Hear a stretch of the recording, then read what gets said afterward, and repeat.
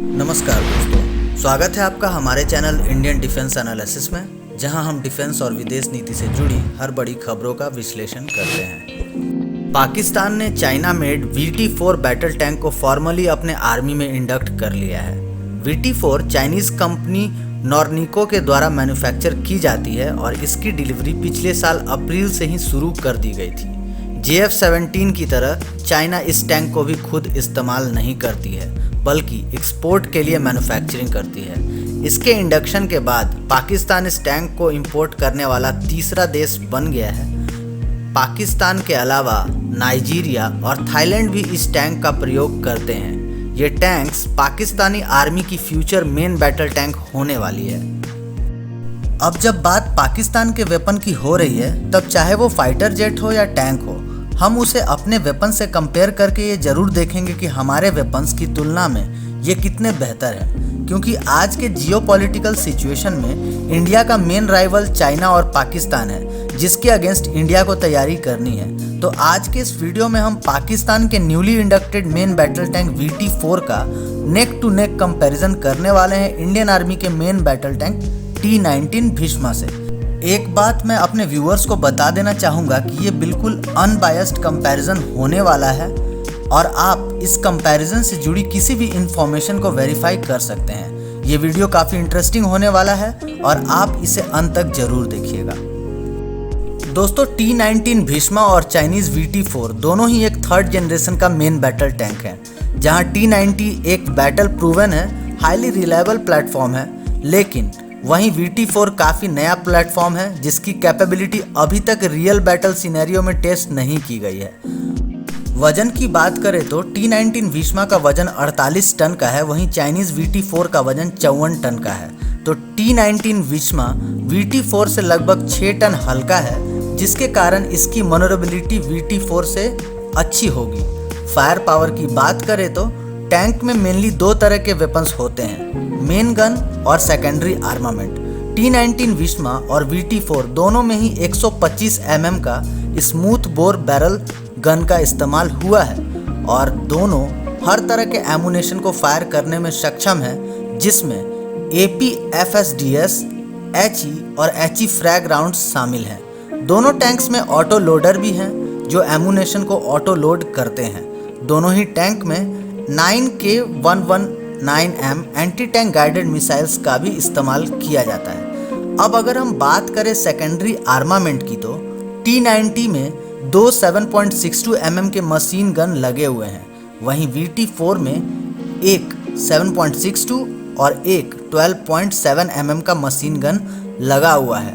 तो ये बात तो क्लियर है कि 12.7 mm के मशीन गन का फायर पावर और पेनिट्रेशन 7.62 mm के गन से ज़्यादा होगा, इसलिए चाइनीज़ VT-4 का सेकेंडरी आर्मामेंट T-90 से बेहतर है। Electronic and fire control system की बात करें तो T-90 में कैलिना फायर कंट्रोल सिस्टम और अपडेटेड ऑब्जर्वेशन और एमिंग डिवाइस लगे हुए हैं। इस रशियन टैंक में हंटर किलर इंगेजमेंट कैपेबिलिटी होती है। हंटर किलर का मतलब ये होता है कि इसमें डुअल इंडिपेंडेंट साइट और सपोर्टिंग फायर कंट्रोल हार्डवेयर और सॉफ्टवेयर होते हैं, जिनके कारण गनर्स और कमांडर दो अलग अलग टारगेट को एक साथ ट्रैक और एक्वायर कर सकते हैं। टैंक कमांडर के पास एक पारानोमिक साइट दिया गया है, जिसमें एक थर्मल विजन लगा हुआ होता है, जिसे टारगेट को सर्च करने के लिए इस्तेमाल किया जाता है। एक बार जब ये टारगेट को एक्वायर कर लेता है, तब गन ऑटोमेटिकली टारगेट को एम कर लेते हैं और एमिंग प्रोसेस कंप्लीट हो जाता है, जिसके बाद टारगेट पर फायर किया जाता है। इस बीच कमांडर अपने नेक्स्ट टारगेट को भी लोकेट कर सकता है। T-90 की target acquisition system selected targets को ऑटोमेटिकली ट्रैक करती है। इस टैंक की aiming accuracy best in the class मानी जाती है। अब अगर हम VT-4 की बात करें तो इसमें एक नया कंप्यूटराइज्ड फायर कंट्रोल सिस्टम लगा हुआ है। इसमें लेज़र रेंज फाइंडर और ऑटोमेटिक टारगेट ट्रैकर इंटीग्रेटेड है। ये मेन बैटल टैंक मूव करते हुए मूविंग टारगेट को भी एक्यूरेटली इंगेज कर सकता है और इसकी फर्स्ट राउंड हिट प्रोबेबिलिटी काफ़ी अच्छी है। टैंक में एडवांस थर्मल इमेजिंग और पारानोमिक साइट लगा हुआ है और इसमें भी हंटर किलर कैपेबिलिटी है, जहां T-90 में यूज होने वाली कैलिना फायर कंट्रोल सिस्टम वर्ल्ड की बेस्ट इन द क्लास है, वहीं VT4 के फायर एंड कंट्रोल सिस्टम पर कोई जजमेंट नहीं कर सकते हैं क्योंकि ये अभी बैटल प्रूवन प्लेटफॉर्म नहीं है और इससे जुड़ी ज़्यादा इंफॉर्मेशन पब्लिक डोमेन में मौजूद नहीं है। इंजन और मोबिलिटी की बात करें तो जहां पर T90 में एक 1130 HP का इंजन लगा हुआ है, वहीं VT4 में 1500 HP का इंजन लगा हुआ है। चाइनीज़ VT4 की maximum speed 70 kilometre per hour की है, वहीं भीष्मा की maximum speed 60 kilometre per hour की है। तो यहाँ VT4 में इस्तेमाल होने वाले इंजन T90 से ज़्यादा पावरफुल है, लेकिन VT4 का वजन भी T90 से 6 टन ज़्यादा है। फिर भी इसका पावर टू वेट रेशियो काफ़ी बेहतर है, जो इसे अच्छी मोबिलिटी और क्रॉस कंट्री परफॉर्मेंस देती है। आर्मर प्रोटेक्शन की बात करें तो T90 में कंपोजिट आर्मर के साथ साथ एक build in Relikt explosive reactive armour ERA लगा हुआ है। इसका आर्मर टैंडम वारहेड के अगेंस्ट प्रोटेक्शन देता है और APFSDS राउंड्स की पेनिट्रेशन को लगभग 50% तक कम कर देता है। इसमें एक काउंटर मेजर सिस्टम भी दिया गया है जो स्मोक ग्रेनेड्स को डिस्चार्ज करता है जब इस पर किसी भी लेज़र बीम से एम किया जाता है। इसमें लगा हुआ semi automatic guidance system enemy के एंटी टैंक गाइडेड वेपन से बचाती है। इसमें NBC प्रोटेक्शन और automatic fire power suspension system दिया गया है। वहीं VT4 में wedged shape modular add on explosive reactive armour का इस्तेमाल होता है, ठीक लियोपार्ड टैंक्स की तरह।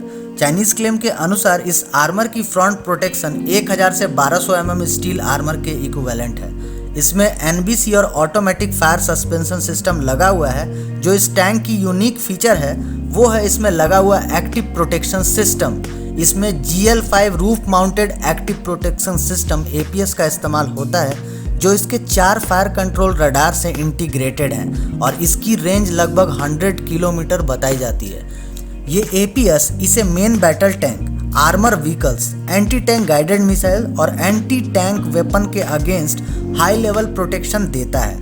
इस मेन बैटल टैंक में एक एक्टिव लेज़र प्रोटेक्शन सिस्टम का यूज़ होता है जो कि एक हाई पावर लेज़र का इस्तेमाल करती है।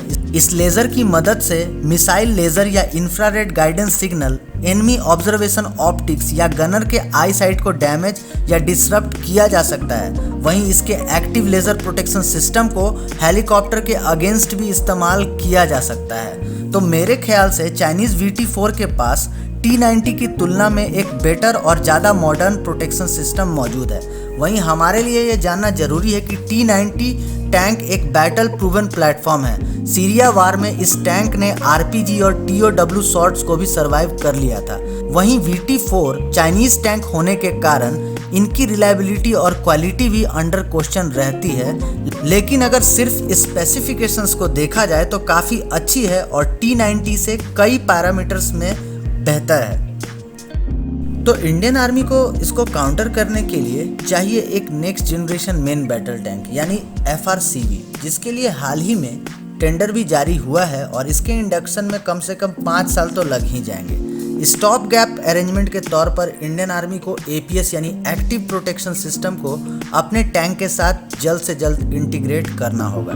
डिफेंस मिनिस्ट्री ने इसी साल 3000 आर्मर फाइटिंग व्हीकल्स के लिए 13,700 करोड़ के फंड एलोकेट किए हैं, जिसके अंतर्गत इंडियन आर्मी के आर्मर्ड व्हीकल में एक्टिव प्रोटेक्शन सिस्टम को इंटीग्रेट किया जाएगा। DRDO भी अभी APS टेक्नोलॉजी पर काम कर रही है, पर उसको पूरा करने में DRDO को अभी 2 से 3 साल लग जाएंगे। वहीं ट्रॉफी, जो वर्ल्ड की सबसे बेस्ट APS सिस्टम है, इसके लिए काफ़ी स्ट्रॉन्ग कंटेंडर नज़र आ रही है। ट्रॉफी को इजराइल के राफेल कंपनी के द्वारा डेवलप किया गया है। इस सिस्टम पे हमने एक डिटेल वीडियो भी बनाया है, जिसका लिंक आपको डिस्क्रिप्शन सेक्शन में मिल जाएगा। तो लास्ट में यही कहना चाहूँगा कि अभी पाकिस्तानी आर्मी द्वारा inducted VT4 tanks Indian tank के कंपैरिजन में एडवांस है, लेकिन APS के इंटीग्रेशन के बाद VT4 का जो एक एज है T90 के ऊपर वो ख़त्म हो जाएगा और T90 टैंक्स VT4 पर काफ़ी भारी पड़ेगा। आपको हमारा ये वीडियो अच्छा लगा हो तो इसे लाइक और शेयर ज़रूर करें। अगर आप हमारे चैनल पर नए हों तो चैनल को सब्सक्राइब करने के साथ साथ बेल आइकन को दबाना ना भूलें। साथ ही आप हमसे फेसबुक और ट्विटर पर जुड़ सकते हैं, उसका लिंक डिस्क्रिप्शन बॉक्स में मौजूद है। अगर आपको वीडियो पसंद नहीं आया हो तो कमेंट बॉक्स में कमेंट करके कारण ज़रूर बताएं, ताकि अगली बार हम वीडियो को और भी अच्छे तरीके से आपके सामने रख सकें।